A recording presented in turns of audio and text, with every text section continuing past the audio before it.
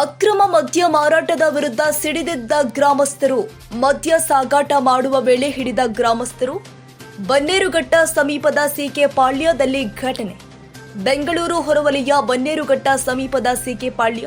ಬೈಕ್ನಲ್ಲಿ ಅಕ್ರಮವಾಗಿ ಸಾಗಾಟ ಮಾಡ್ತಾ ಇದ್ದ ಮದ್ಯದ ಬ್ಯಾಕೆಟ್ಗಳು. ಹೊಮ್ಮದೇವನಹಳ್ಳಿ ಬಳಿ ಇರುವಂತಹ ಸುಧಾ ವೈನ್ಸ್ ಬಾರ್ನಿಂದ ಸಾಗಾಟ. ಗ್ರಾಮದ ಅಂಗಡಿ, ಕೆಲ ಮನೆಗಳಿಗೆ ಮದ್ಯ ಸರಬರಾಜು. ಕೆಲ ವರ್ಷಗಳಿಂದ ಅಂಗಡಿ ಮನೆಯಲ್ಲಿ ಮದ್ಯ ಮಾರಾಟ ಮಾಡುತ್ತಿರುವ ಆಸಾಮಿಗಳು. ಮದ್ಯಪಾನಕ್ಕೆ ದಾಸರಾಗುತ್ತಿರುವ ಗ್ರಾಮದ ಸಣ್ಣ ವಯಸ್ಸಿನ ಮಕ್ಕಳು.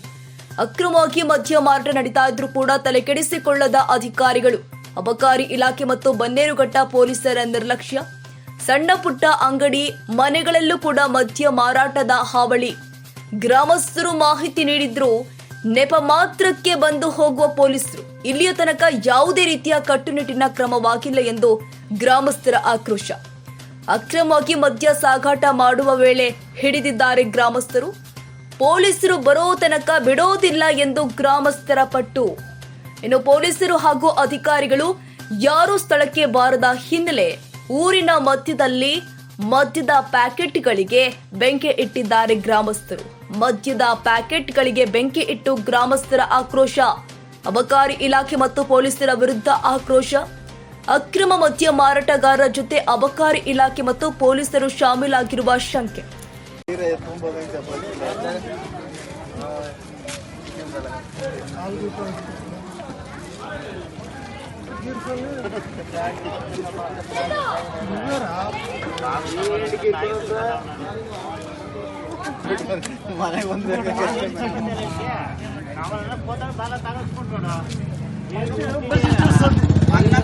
ಒಂದ್ಸಲ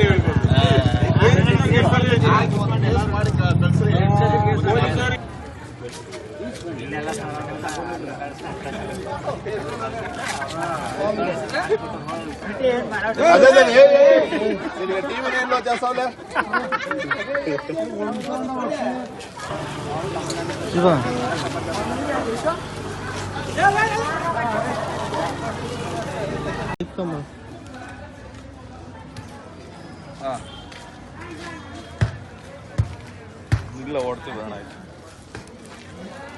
ಬೇಡ. ಸರಿ ಸರಿ ಅಣ್ಣ. ಆಯ್ತು. 3 ಕೇಸ್ ಏನಾಯ್ತು?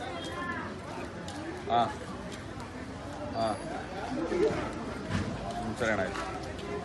ಸರಿ ಅಣ್ಣ. ಆಯ್ತು. ಸರಿ.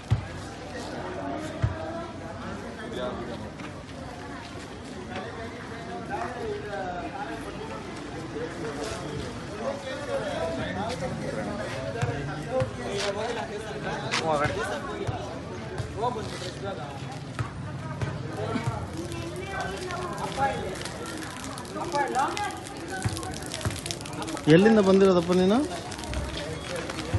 ಎಲ್ಲಿಂದ ಬಂದಿರೋದು? ಇಲ್ಲ, ಮುರುಘಾ ಬಂದಿದ್ದೆ, ಅದಕ್ಕೆ ಬಂದಿದ್ದೆ. ಎಲ್ಲಿಂದಪ್ಪ? ಮಾಡ್ತೀನಣ್ಣ.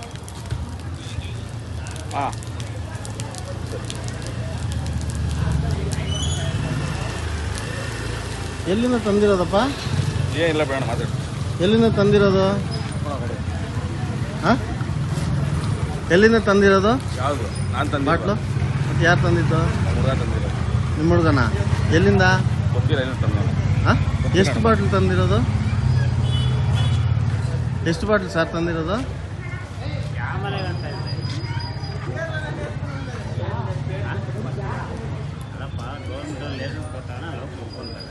ಅದೇ ಹೇಳಿ ಬೇಡ, ಅವ್ನು ಗೊತ್ತಿಲ್ಲ, ತೊಗೊಂಬಂದ್ಬಿಟ್ಟೆ. ಇಲ್ಲಿ ಅಕ್ಕಪಕ್ಕದಲ್ಲಿ ಮಕ್ಕಳು ಓದ್ತಾ ಇರ್ತಾರೆ. ಎಷ್ಟು ಡಿಸ್ಟರ್ಬೆನ್ಸ್ ಗೊತ್ತಿಲ್ಲ. ಕಾಣಿಸಲ್ಲ, ನೀನು ಯಾವುದೋ ಸೀಲ್ ಥರ ಹಾಕಾಗುತ್ತೆ.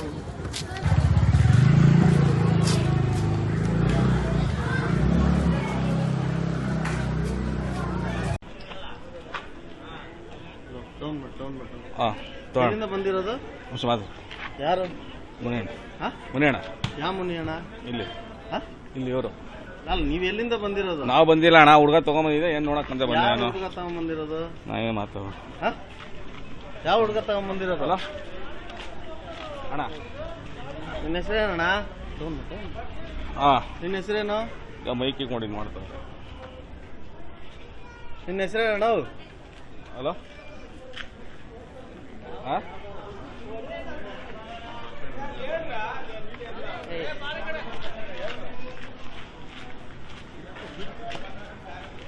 ನಿನ್ನ ಹೆಸರೇನಣ್ಣ? ಅಣ್ಣ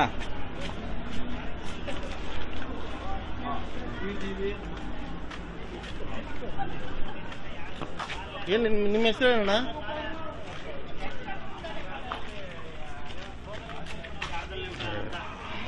ನಿಮ್ಮ ಹೆಸರೇನು?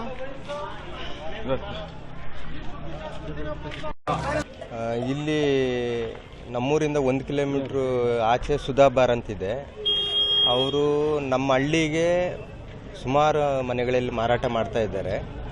ಹಾಗಾಗಿ ಅವರು ತಂದು ರಾತ್ರಿ ಸಪ್ಲೈ ಮಾಡ್ತಾರೆ. ಈಗ ಸುಮಾರು ನಮ್ಮೂರಲ್ಲಿ ಒಂದು 200 ಜನ ಹೆಣ್ಮಕ್ಳು ಡಿಗ್ರಿ ಮಾಡ್ತಾ ಇದ್ದಾರೆ. ಹಾಗಾಗಿ ಹುಡುಗರು ಕೂಡ ಒಂದಷ್ಟು ಇದು ಮಾಡ್ತಾ ಇದ್ದಾರೆ. ಹಾಗಾಗಿ ಯಥೇಚ್ಛವಾಗಿ ಇಲ್ಲಿ ಪ್ರತಿ ಮನೆಗಳಲ್ಲಿ ಸುಮಾರು ಒಂದು 15 ಮನೆಗಳಲ್ಲಿ ಮಾರಾಟ ಮಾಡೋದ್ರಿಂದ ಇಲ್ಲಿ ಕುಡಿದು ಆ ವಿದ್ಯಾಭ್ಯಾಸಕ್ಕೆ ಅಡ್ಡಿ ಆಗ್ತಾ ಇದೆ. ಮತ್ತು ಅನೇಕ ಜನ ಚಿಕ್ಕ ವಯಸ್ಸಲ್ಲೇ ತೀರೋಗ್ತಾ ಇದ್ದಾರೆ. ಹಾಗಾಗಿ ನಾವು ಇದು ಸುಮಾರು 15-20 ವರ್ಷದಿಂದ ಇದು ಇಲ್ಲಿ ಯಾವುದೇ ಬಾರನ್ನು ತೆರೀಬಾರ್ದು ಅಂತೇಳಿ ಅದನ್ನು ಹೋರಾಟ ಮಾಡ್ಕೊಂಡು ಬಂದಿದ್ದೀವಿ. ಹಾಗಾಗಿ ಇತ್ತೀಚಿನ ದಿನಗಳಲ್ಲಿ ಸ್ಥಳೀಯ ಬಾರ್ಗಳು ಯಾರಿದ್ದಾರೆ ಅವರು ನಮ್ಮ ಗ್ರಾಮಸ್ಥರಿಗೆ ಕಾಣದೆ ರಾತ್ರಿ ತಂದು ಲೋಕಲ್ ಬಾಟ್ಲುಗಳನ್ನು ಸಪ್ಲೈ ಮಾಡ್ತಾ ಇದ್ದಾರೆ. ಸೊ ಹಾಗಾಗಿ ಇವತ್ತು ನಮ್ಮ ಗ್ರಾಮಸ್ಥರು ಯಾರು ಸಪ್ಲೈ ಮಾಡ್ತಾ ಇದ್ದಾರೆ ಅದರ ಮಾಲುಗಳನ್ನು ನಾವು ಹಿಡ್ಕೊಂಡಿದ್ದೀವಿ. ಅನೇಕ ಬಾರಿ ಇದನ್ನು ನಮ್ಮ ಬನ್ನರಘಟ್ಟ ಪೊಲೀಸ್ ಸ್ಟೇಷನ್ ಕೂಡ ತಿಳಿಸಿದ್ದೀವಿ. ಅವರು ಕೂಡ ಸುಮಾರು ಮನೆಗಳನ್ನು ರೈಡ್ ಮಾಡಿ ಕೇಸ್ ಬುಕ್ ಮಾಡಿ ಜೈಲಿಗೂ ಕಳಿಸಿದ್ದಾರೆ. ಹಾಗಾಗಿ ಇನ್ನೂ ಅದನ್ನು ಸುಮಾರು ಮನೆಗಳಲ್ಲಿ ಬಿಟ್ಟಲಿಲ್ಲ. ಹಾಗಾಗಿ ಬನ್ನರಘಟ್ಟ ಪೊಲೀಸ್ ಸ್ಟೇಷನ್ ಅವರು ಇದನ್ನು ಭಾಳ ಗಂಭೀರವಾಗಿ ತಗೊಂಡು ಆದಷ್ಟು ಬೇಗ ಈ ಒಂದು ಎಲ್ಲಿ ಮನೆಗಳಲ್ಲಿ ಅಕ್ರಮವಾಗಿ ಮಾರಾಟ ಮಾಡ್ತಾ ಇದ್ದಾರೆ ಅದನ್ನು ಸೂಕ್ತವಾಗಿ ನಿಲ್ಲಿಸಬೇಕು. ಮತ್ತು ಇಲ್ಲಿನ ಯುವಕರಿಗೆ ಇದರ ಮಾರಕ ಜಾಸ್ತಿ ಇರೋದರಿಂದ ಕುಡಿಯೋದ್ರಿಂದ ಅದರ ರಕ್ಷಣೆ ಹೊಣೆಗಾರಿಕೆಯನ್ನು ಬನ್ನರಘಟ್ಟ ಪೊಲೀಸ್ ಸ್ಟೇಷನ್ ಅವರು ತೆಗೆದುಕೊಂಡು ಸೂಕ್ತವಾಗಿ ಬಂದು ಆದಷ್ಟು ಬೇಗ ನಿಲ್ಲಿಸಬೇಕಂತೇಳಿ ನಮ್ಮ ಗ್ರಾಮಸ್ಥರ ಪರವಾಗಿ ನಾವು ಮನವಿ ಮಾಡಿಕೊಳ್ತೀವಿ. ಇಸಿಕೆಪಳ್ಳಿ ಗ್ರಾಮದಲ್ಲಿ ಪ್ರತಿಯೊಂದು ಮನೆಯಲ್ಲೂ ಮಾರುವಂಥ ಪರಿಸ್ಥಿತಿ ಬಂದ್ಬಿಟ್ಟಿದೆ. ಇವತ್ತು ಇಲ್ಲಿ ಒಮ್ಮದೇನಹಳ್ಳಿ ಕ್ರಾಸಲ್ಲಿ ಒಂದು ಬಾರ್ ಇದೆ.